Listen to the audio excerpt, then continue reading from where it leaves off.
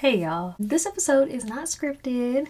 I know almost every single one of my episodes I keep saying, oh, it's different because of this and it's different because of that, but this is like me talking off the dome. This episode is titled 10 Things or Lessons I've Learned in 2024, the year of a lot of my hardships, most of my hardships. I was reflecting when I was driving. People kept talking about like lessons of the year. And I keep reflecting on like what are new episodes I can come up with. And it's the end of the year, plan for the new year. But I realize a lot of the things are thinking about like this future fantastic self, but don't reflect. And every video that I've seen a reflection of like the year, I have paused and be like, oh my God, I want to know. That's kind of what this episode is, just reflecting on the lessons I've learned. I sat down 5 minutes before turning on this mic and just said, let me see how many lessons I can write down. I got to 10, I said that's about it. But I think these are all valuable lessons. I am having them in the order I didn't write them just because I think it's better storytelling. Once again, y'all, off the dome. So, hi. This is Hardship with Ease, the podcast I created because I went through a lot of hardships this year and it constantly challenged who I was as a person. And I struggled to find tools, advice, safe space to think about how these things reflected who I was as Jamila. As a woman of color, as a Muslim, as a Black woman, as a middle child, as a perfectionist, overachiever, as well as being like a people pleaser, insecure, having a lot of overthinking, being a crybaby. And I really wish I had a central place that gave me a space to talk about all these things or just listen to somebody talk about a lot of these things. And I created this space so we can talk about those things and give lessons and thoughts about some of these things. Of course, using research I find online, but based on my own experience and why I chose those topics. And at the bare minimum, allowing myself to survive each of these hardships. And on a bright side, grow a little. So, lessons. So, 10 is the magic number. The first lesson I want to start with. Lesson 1. Do things for the joy of it. I can't coin that word, that phrase. I was talking with my brother in the beginning of this year. I don't remember exactly when, but I know it was cold. About how I don't do things. I'm not nice anymore the way I was when I was younger. And I don't like connections. Like, I feel like I'm weirded out by connections now. I used to be so like, hey y'all. But now I feel like I fake it. I fake it so much. Like, I have nothing to talk about sometimes. I'm like, please just ignore me. I'm not here. I feel that stem from being burnt so many times. And we'll talk more about like stuff like that. But it stemmed from feeling like I've been burnt so many times. Just, I put myself out there and it didn't work out the way I wanted to. And I just kind of became reclusive and I realized like that's not who I want to be in a sense. And my brother said, so you want to do it for the joy of it. You want to be nice, you want to have community, you want to do things for the joy of it. Not because you're expecting something out of that person. And I was like, exactly. That's my first lesson, like do things for the joy of it. I always check with myself like, am I having a good time? If not, like I'm okay with going home early. I'm okay with deciding not to answer that call, go that place, wherever it is. Like just realizing when I put my foot in, I'm putting my foot in for real, like I'm all in.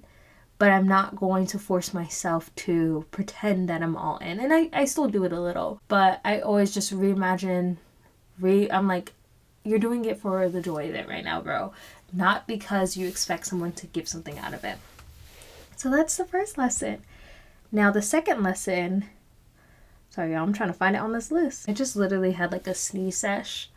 And I really blame that I took like medicine right before this for my allergy, saying like, oh, so my nose isn't stuffy when I'm recording. And now I'm like highly, like my nose itches so much right now.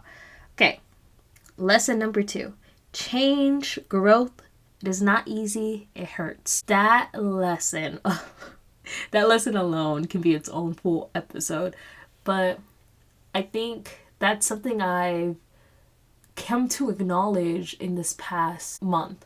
But throughout this year, I have been hurt so many times. I can't believe, sorry, I keep thinking about that song, but I've been hurt I've been tired. I've been like, oh my God, like, what's the point of this? And I realized some of the things I wanted to do was like change as a person. And it's physically hard to change your ways. It's uncomfortable. It's like, it's not easy. It hurts to decide to eat healthy. It hurts, which I'm not saying I'm doing, but it hurts to do a lot of those things. And I think it's on two hands when you go through hardship, and that's the reason for this podcast. And I really want to make a bigger episode. I'm sorry, I keep going on tangents. But when you go through hardships, that is like one of the main places you grow as a person. You become more disciplined, you become whatever, because you're being tested in a sense. Change with growth, with hardship, all of that is not ever going to be easy. It's not like this, you can just work out and you'll be working out for the rest of your life. Like, it's a constant struggle. I don't know if that sounds fun for anyone, but just knowing that it's not going to be easy, and I think accepting that lesson later on made it a whole lot easier to continue through things instead of trying to like push back. Which brings me to my third lesson. Fear, anxiety won't stop life from lifing, and avoiding won't stop anything. So when you're going through those hardships, when you're going through those times of change and growth, or whatever you want to call it, I know for me, I was trying to avoid it. I felt a lot of anxiety. I felt like, oh my God, what if this happens? What if that happens?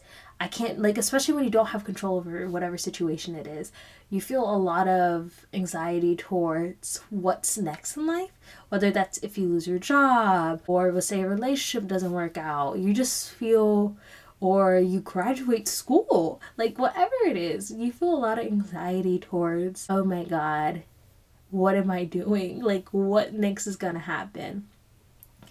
And I think my biggest lesson for that is like, I can sit down, I can think about all these things, I can be very worried, but I don't think my worrying changes the situation, especially like even going through hardships, just lying in bed thinking about like the 10,000 ways to make that conversation go easier, to whatever you need to do to make it easier.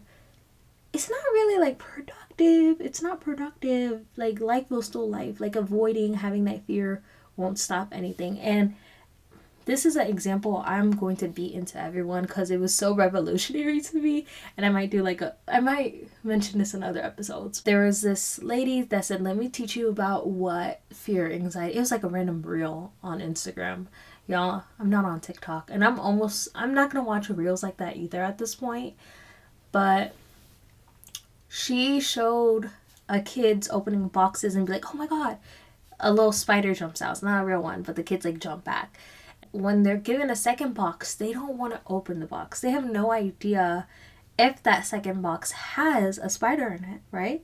But they have all this pent up fear of like, oh my God, a spider's gonna hop out. And that first time was fear. That second time was anxiety. And it's just the fear of that thing happening to you again. And I think when I saw that video, it really resonated and hit with me. And I'm like, I'm just so scared of it happening again. I'm not like really looking back, really looking at it now. When those things happen, yes, they were scary in a moment, but it wasn't the same thing. Like, anxiety is much worse. If you don't have anxiety, I'm happy for you, but if you do, like, anxiety is much, much more worse, or way worse. I don't know the words. It's so bad. It's so bad because you just are thinking about this fear and how to avoid it. So that's kind of the third lesson. And I think that leads into the fourth lesson. There is no blueprint to life. When I say that, when you have anxiety, when you feel like things aren't going right, you somehow put in your brain like, I'm going to figure my way out of this. I'm going to fix it. Whether it's a relationship and you're sitting in the mirror practicing how to say a certain thing in front of someone because you don't want them to get mad, right? But you need to have that conversation. Or you're thinking about the best ways to apply for a job because you're like, oh my God, if I get one more denial, I'm gonna cry, I'm gonna go crazy, right? You obsess over this perfection of a blueprint as if life will not fuck up. Just saying, like, yes, amazing things happen, but failure and amazing like wins are part of life. It's not one or the other. So that was just like a lesson I had to just internalize and be like, I can try my best. I can put my trust in Allah. But Allah's blueprint, Allah's plan is better than mine.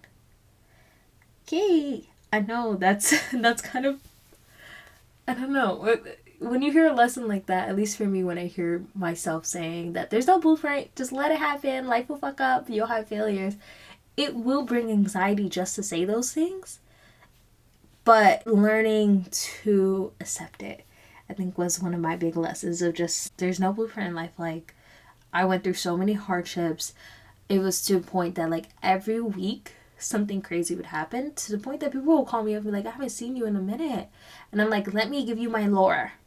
And I would give people like 30 to an hour minute play-by-play of what's happening. And they're like, are you okay?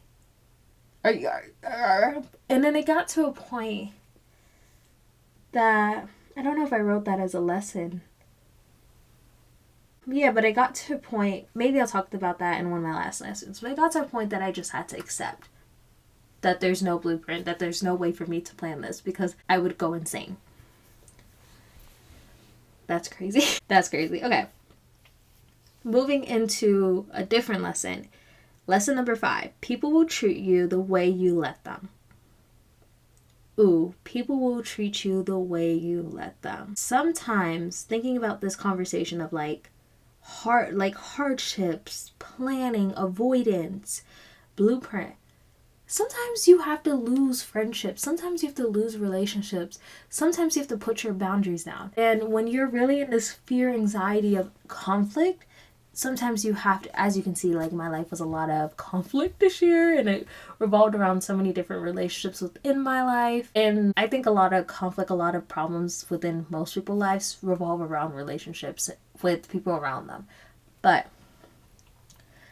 people will treat you the way you let them. Like, if you're going to let people walk over you because you're fearing losing a person and you're just avoiding having that conversation, or you have that conversation and you really don't want it to go bad, so you just let them say, yeah, I'm so sorry, but I'll never do that again to you. And it's like, yes, they will. You let them. And it's this beautiful thing of take responsibility. And that's a huge lesson when it comes to life, not just people, but just everyone around you, life, the decisions you make. If you take ownership away from yourself, and this is all still on like number 5, you will not have happiness, okay? People will treat you the way you let them. If you want everyone to view you in a certain way, you want them to treat you like trash, then you want to be trash. That's harsh. But that's life. Like, it's very harsh to say you let people treat the way. No, I don't. Like, you don't understand. That's my dad. That's my friend. That's my boyfriend. That's my husband. And it's like, no. If you took 1 second to just say no, it would be so much different. I promise. I don't even have to say anymore. But just say no. And I'm so sorry during this if I sound like my nose is stuffed. Somehow the allergy medicine made my allergies worse. Number 6, ego, arrogance, pride, whatever you want to call it, stops you from living life. Now, what do I mean by that? It kind of connects to this, how people treat you, this self-autonomy aspect. Ego, so this is going to be a full episode eventually, but I feel like this is going to be either a lot of episodes or a very long one. But to put it short, think of ego as your self-worth sometimes. If you connect your self-worth to things outside of yourself, it becomes difficult to actually see yourself as worthy. Okay, it will destroy you. Because if your self-worth, if your ego, your pride is based on certain things, when those things fall apart, what are you left with?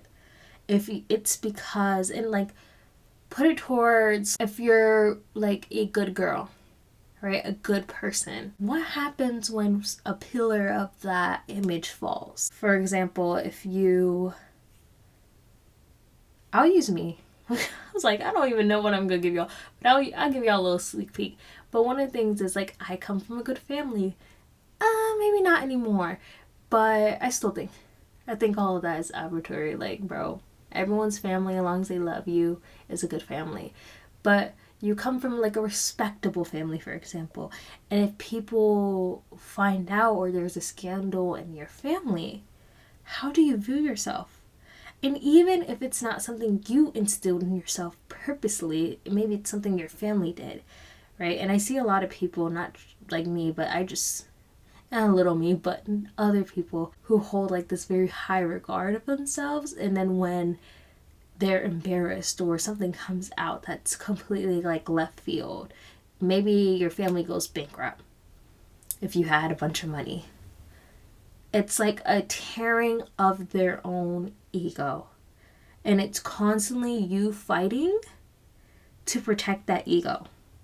You fighting to be like, I shouldn't be treated this way. Now, I said people treat you the way you allow them to be treated, but I also will bring this in parallel of the ego and pride. If you bring this as importance to you, if you tie your ego to the way certain people treat you, you will constantly say, you don't have to treat me this way, but you'll still go back to them type shit. Your self-worth will be destroyed if you connect it to ego and pride, which is in connection to other people. I don't know if I explained that very well, but maybe there'll be a full episode and we'll actually talk about that. Moving on to number 7, being intentional about life. Kind of connects to this. I think a lot of us, we just live the way we were raised, especially if you come from a background that everyone in your family does something a certain way. And you can also think this about like life terms of like, oh, you should go to college. Hey, I'm not going to say you don't have to go to, don't be telling your parents, you heard my podcast, you were like, yeah, she said I didn't have to go to college.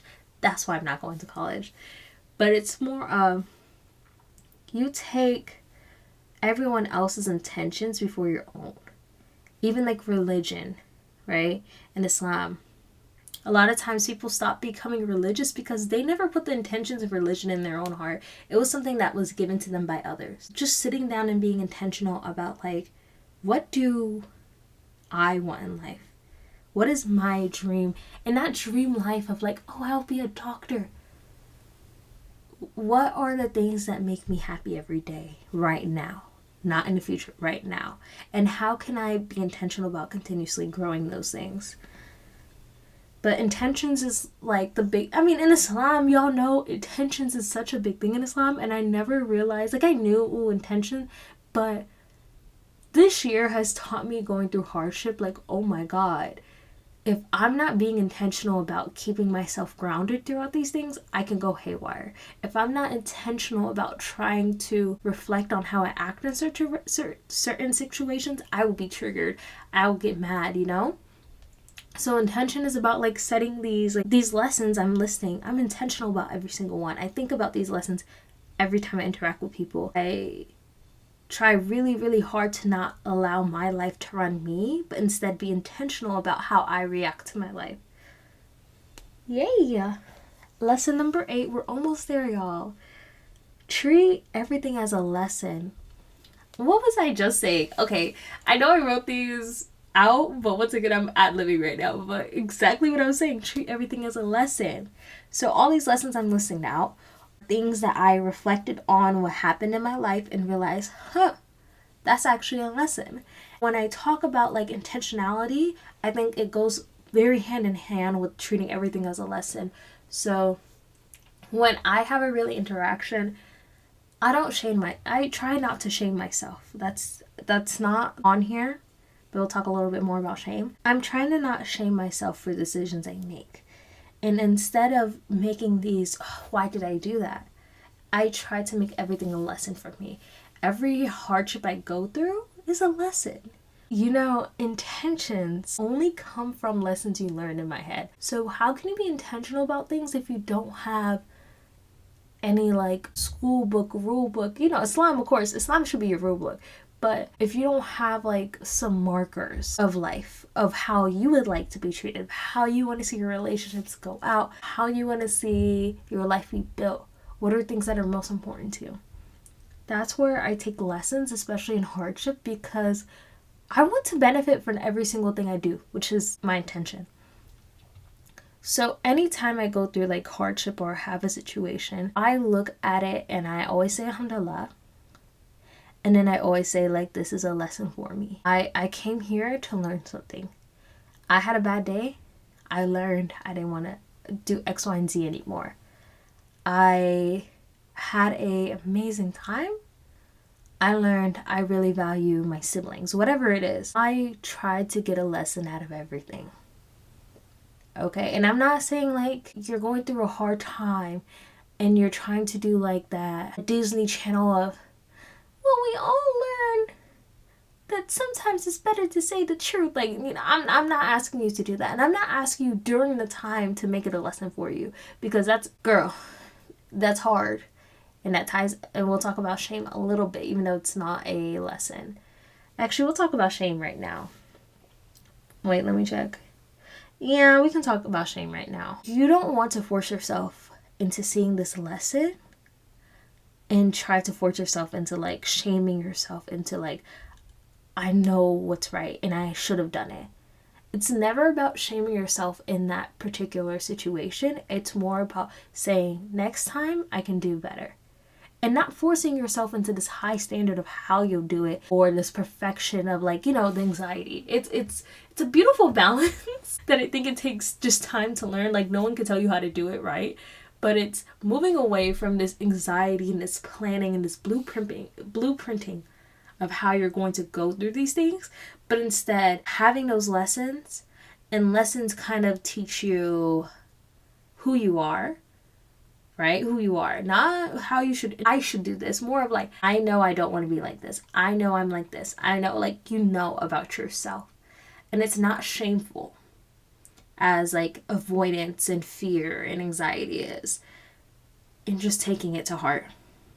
And being intentional next time you go through something like this. To remember, I realize I don't like how people talk to me like that. You cannot talk to me like that. From the get-go. Letting go of that anxiety and just being like, I'm gonna stop this right now. If it's a relationship with a person. Yeah, and everything's a lesson. I always tell people, life is a lesson. I'm learning every day and I love it, bro. I love it at this point. I don't even look at like, and I guess this is a perfect transition into the last one. Well, second to last one, which is with hardship comes ease. The reason why I named this podcast the way it is, I named it Hardship with Ease and not, verily after hardship comes ease. Because I hit a point in my hardship that I just accepted and I grew. I'm not saying, and we'll talk, I keep telling y'all that, but my last point 10, when I hit those hardships, it became to a point that I lost the anxiety. I lost the blueprinting because I swear to God, blueprinting, planning, it didn't work. It was to the point that nothing was working. It was to the point that I was just in awe that my life could be like this. And so there was a point that I've turned to God within all those moments, like begging God to make my hardships leave me and like so many times. And it wouldn't work and I would get really frustrated. But it became a point that I realized if I take all these lessons that I listed out before you, right? And just try to survive each time. I'm not talking I'm going to hit the ace of perfect. I'm not perfect. Don't be perfect, right? But if I just take every single thing with a little step forward, I would be okay. I would be able to live. I would be able to find happiness in moments of insanity. And I think it kind of brings my last point of the lesson, which is I can have feelings. I can cry. You can be sad as you go through these hard things. I gave these 9 lessons before these of the lessons I learned after going through these hardships, after realizing, going through repetitive motions of things happening, same issues rising inwardly in me, feeling that I felt like I didn't have control. I was mad about how people treated me in certain situations. I wanted everything to be very easy. I felt like my pride, my ego, who I was as a person was poked at and prodded because people didn't respect my boundaries, or I had so much fear and anxiety of like, oh my god, I can't, if I talk to this person about this thing that they did to me, they're gonna blow up in my face. And I already had 4 blow-ups this week from 4 different places. I cannot let one more person yell at me, right? I cannot cry another tear. But even before that, I cannot even cry a tear, much less cry another tear, right? Being so like, I have to hold in my emotions because so many, I'm going to say this about Somali people. I feel like other cultures are like this too, but like, crying is such a loser thing. And when I was younger, anytime I cry, like everyone in my family always calls me crybaby. It's so funny because I kept my tears in for most of my life, and unless I was very like angry to the point that I'm shaking and crying, I wouldn't really cry like that at some points. And it really was unhealthy for me. And I had points in my life that I was like just very numb because I refused to feel my emotions at all. Going through those hard times, trying to be like super positive and acting like I could implement every single one of these lessons, right? Having my ego and my pride hurt constantly. Having these blueprints not work out. These like, I'm like, okay, you know what? If I wake up every single day and I work out and I get skinnier, maybe like I can handle this. Maybe I can, if I change how I am and I become a better person, it would be so easy to handle these things. Doing things for people to like me. Having all the anxiety just boil up with that as well. And not taking lessons from things, but just being very bitter, very, very unintentional about each time I go through things, each time I'm treated a certain way, I'm just like, it's the world against me. And kind of just being like, one. You can cry, babes. You can be sad.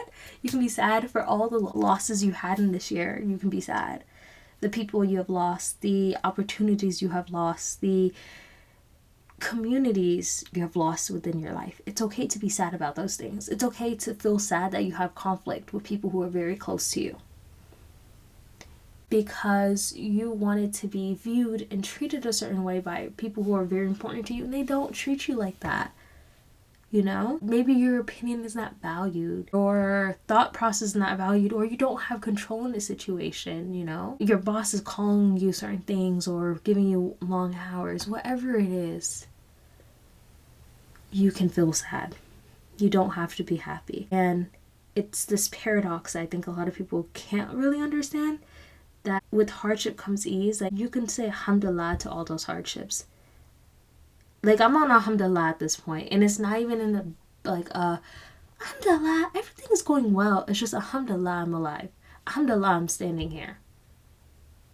So you can feel like that's my last lesson, y'all. But I don't know if these are like super sentimental, but like I said, I'm just gonna read these out in order. Not in order, the way I wrote it originally. And just understand that every single one of these lessons are lessons I physically had to learn in my life.